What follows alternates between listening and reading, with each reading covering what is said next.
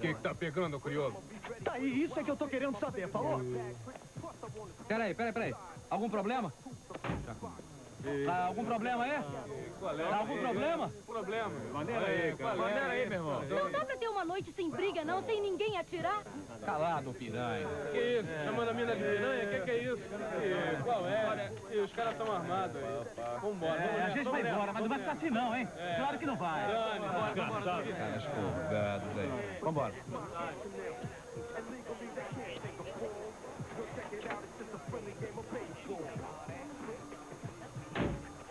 Aí, o Ferris tá sempre arrumando confusão.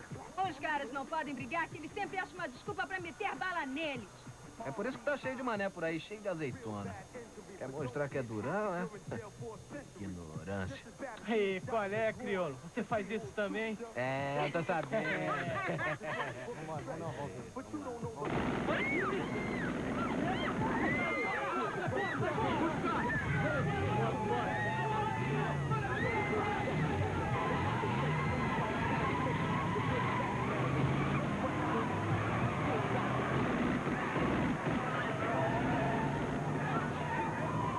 Vamos sair fora.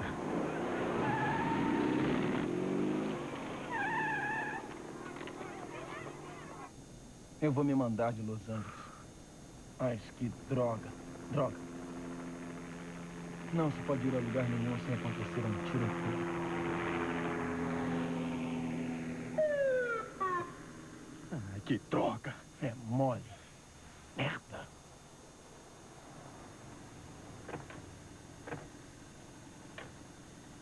Motorista, põe as mãos sobre o volante.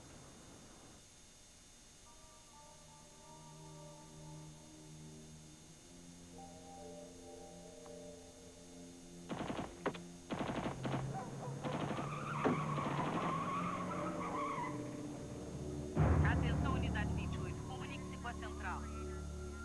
Vocês têm drogas ou armas? Não, Entendi. eu não fiz nada. Acho que é durão. Não acha? Unidade 28. Comunique-se com a central urgente. Tá com medo, né? Eu gosto disso. Por isso entrei pra polícia. Odeio canalhas como você. Capitão 9. Esses crioulos não valem nada. Acha que são durões. Eu podia estourar sua cabeça com esta arma e você não ia poder fazer nada. Como se sente agora, hein? De onde você é? Parece um dos filhos da mãe da máfia de Crenshaw. Não, talvez seja um dos Rolling Sixties, né? Hã?